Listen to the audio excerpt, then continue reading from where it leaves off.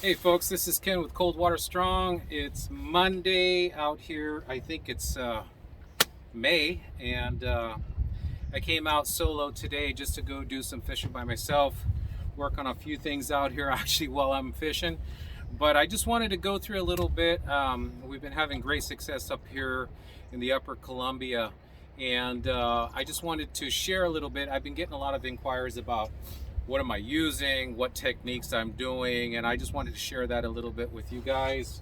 You know, most of the time when I'm up here, I'm running short leaders, 24 to 26 inches. But this year, we had to lengthen it up a little bit. Just those little tweaks really helped out in regards to touching more fish. The other thing that we did was we actually even started putting a dropper line because of the large amount of debris that's actually in the river. If you're actually penned up on your main line and you're having guys lower those flashers down, basically if that hook touches that bottom of this river out here in these flats, you're going to pick up a lot of moss, leaves, sticks, and guys, you're not fishing. So basically we put a 10 to 12 inch dropper line on there, and I'll run through it here a little bit of what's my setup. So here you go. These have been just killing fish. These are all VIP spinner blades. I tie them up, and people think I'm kind of crazy, but I use a herring hook for the front, and I use a deep river for the back. And why so big? Well, you lose a lot of fish. And so I'm going 4/0 herring hook with a 3/0 trailer. There's a couple other things we started doing to have a higher landing ratio, which is the other thing is, even though the hooks are in there, these hooks will come out easily. Even right after you net it, it'll come right out. So you got to keep that tight line on the fish. But the biggest thing that really helped us was keeping the rod tip in the water while you're fighting the fish, and not coming up and having that angle of that line at this. So basically at that steep angle coming down. These fish, when they come over the Bonneville, they fight like ocean fish. They'll come up and they'll roll right in the surface and run and dive, and when they're up there rolling like that, just like a coho it seems like, they'll pop that hook out. So I tell the guys to keep that rod tip right in the water. If I've actually even grabbed the rod tip and hold it down and reel, just kind of like you're bass fishing and trying to get it in there and not have that line created at a steep angle at this angle. So these are the spinners, has been working really well. What am I running? Well, traditionally, like I said, I've been using, here's the dropper line right here. And so I use my anti-mainline twist. So it's a fixed system. And I have a bead with a dual snap, so I can switch from 18s to 24s, and there you go, dropper line there. Straight down to my flasher. These are the finesse leaders, by the way. These are finesse leaders. So these are 120 pound. They're a lot better. I'm doing an uphill troll of 1.1 to 1.3, trying to stay right on the bottom. So what we're doing is we're releasing, tap with the lead, 2 full cranks, and leaving it. And guys, don't leave it forever. If you're moving out from 19 to 20, tap and go, tap and go, tap and go. If you're coming in, tap and go. So we're trying to keep it off the bottom so we don't pick up debris. Once again, I have my flasher release. So right here is a Cold Water Strong flasher release system that I'm using to also, it helps. The Pro Trolls is what I've been using up here. I do use the short bus up here too from time to time, but most of the time I'm actually just using a lot of Pro Trolls. I love these Pro Trolls up here. Size of leaders. I was, like I said, going from 24, 26. Now I'm at 36. A little bit longer, and it seems like it's really helped to pick up more fish. So that's pretty much my basic setup. The other thing too is your rod selections. Guys, if you're running multiple different brand rods in your boat, try to synchronize everything and tune everything to your boat. I mean, this is a Raptor rod. I have 4 of these rods off the front and the back, and one off the tail of the transom. but they're all rated at 15 to 30. And these, I have a smaller, not too wide a boat, so these are all 9-foot from Raptor rods, and these are all custom rods from Jay Johnstone out there at Raptor, and these are 9-foot, 10 to 30 pounds. Very light tip, but boy, the backbone on this is so important. These fish up here are hard fighting. They're very hard fighting. So you need that backbone area to control that fish right when you're next to the boat, and control that head to get it into the net. So that's a real critical part on rods out here that I think. So anyways, that's my setup. 24-inch bumper leaders, 10-inch droppers or 12, 360 flashers with 36-inch leaders. And I tie everything up on duo snaps. I mean, how easy is that to, to disconnect when you get a fish in the boat and in the net? So, and then I'm basically running, a lot of people will put different kinds of variations of beads. I've always had good luck up here. I just like using stack beads with a red bead in the middle. I keep it farther away from the hook.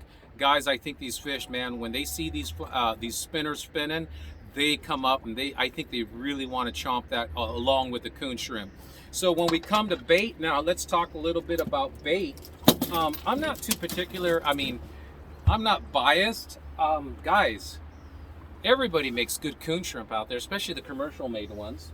My go-to so far has been the Millennials, and then we have this. Like I say, guys, I'm not prejudiced at anybody's. I think they all make good shrimp. We have Home Valley shrimp. We have, Washington coons. I've used Washington coons out here and caught fish. But the biggest thing is just getting it in front of the fish. And so basically, I wanted to share all these things with you. I might be missing a couple things. But the most important thing that people says, oh, I was up here, I caught 7 fish, and I only landed 1, lost 6. Guys, keep that rod tip down in that water. I mean, seriously, keep it down the water. Just pretend you're bass fishing, and don't tighten up your drag. If he wants to run, let him run. And I know, so it should be just easy. If you're going to be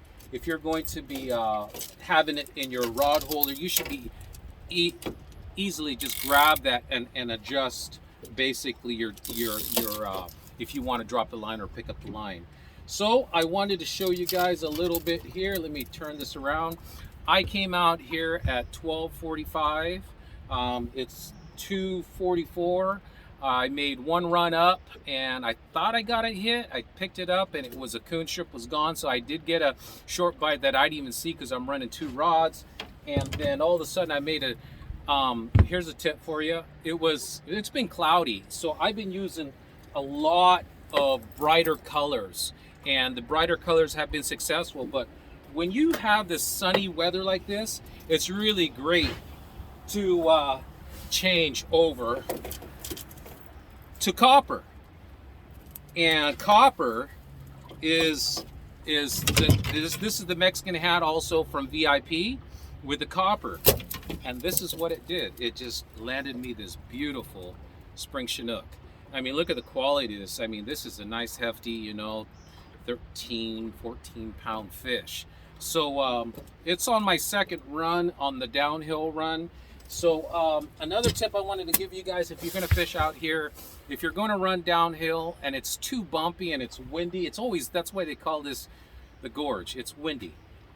Pick up your stuff, run downstream, turn around, and troll with the wind back upstream. It's going to make your life a lot easier than trying to sit there and beat the hell out of all your gear and yourself going downstream into those waves. So go downstream, turn around, come back up. That's one option you have there. But if it's smooth, troll downstream 2.5, troll upstream 1.1 to 1.5.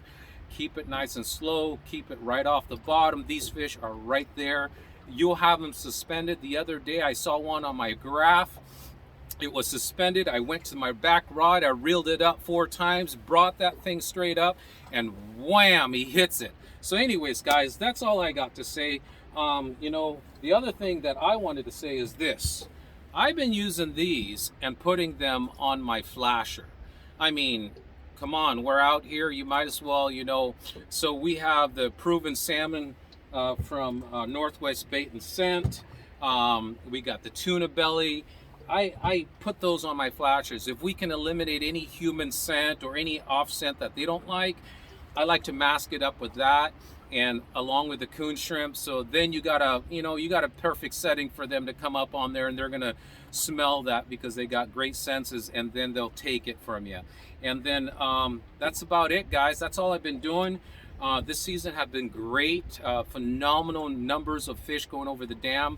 That gives a lot of opportunity. There's been a lot of traffic up here, but guys, grind it out, because work those anywhere from 17 all the way up to 30 feet, just depending where it's at, where the fish are running. But most of my fish I've been catching anywhere between 19 and 25 and staying right on the bottom and just running those same lines. Once in a while I'll go out to the cork line and I'll go out in deep waters 30, 35, but I'm suspended 37 on the sides and 30 off the back, and we're up a little further, not so much on the bottom, and we're still getting fish on there. So I hope I helped you. If you're going to come out here to Wind River or Drano Lake, it's a totally different fisheries there, here in the Upper Columbia. So hey guys, thanks for all your support. Finesse leaders, I've been selling a lot of finesse leaders lately in regards to the Upper Columbia and the Willamette. And I'll see you guys out in the river. Thanks for all your support. Thank you.